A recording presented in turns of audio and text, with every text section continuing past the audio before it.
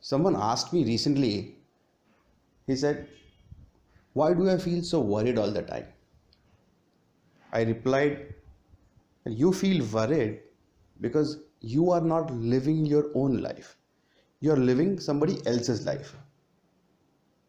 And he looked at me all puzzled. He said, "Would you elaborate?" Knowingly or unknowingly, we are influenced by things around us. Our mind is so fragile, so spontaneous, that it is constantly looking for impressions that it can draw inspiration from. You always want to be somebody else. You always want to be something else. You want to have a house like somebody. You want to have a car like this person. Maybe look like this person. Go to a holiday like that person did. Or maybe have a set of clothes that your neighbor has. You're always wanting something that somebody else has. Why? Because the mind is attaching importance to these things that it feels it doesn't have right now. And it feels that if you get that, you might feel fulfilled and complete.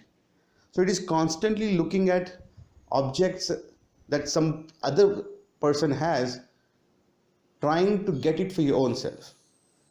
That is why you're always trying to be somebody else, and you're not living your own life. You're living or trying to live that other person's life.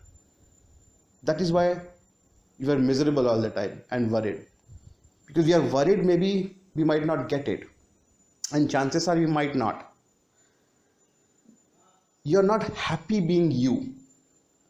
You're not happy being your own self, because you have never really looked into your own self and seen if you are complete or not. You have never seen your own true inner beauty. You have never even touched upon your own uniqueness.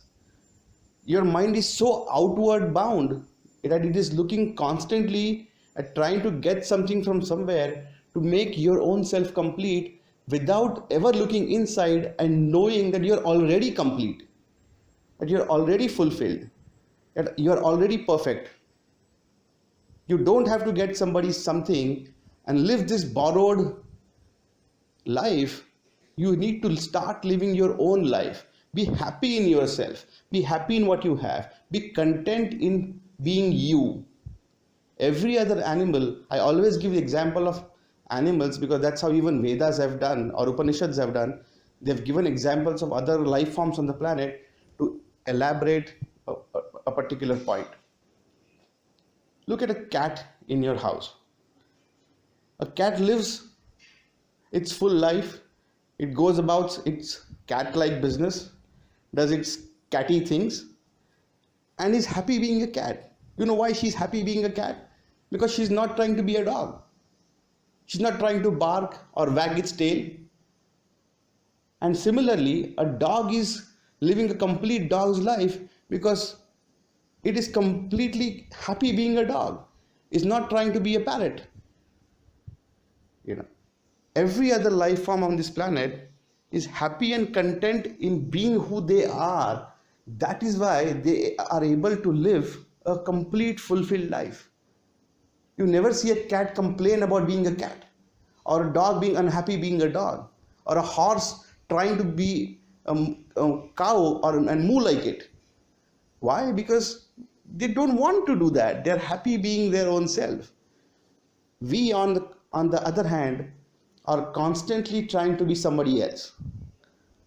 Your favorite sports person, or a movie star, or this titan of industry, or this great orator or speaker, somebody that you are not. You're trying to take a piece of them into you, and you have become a sum total of small pieces taken from everywhere, impressions that your mind has collected from everywhere, and you're trying to make it into one complete picture, and it doesn't fit.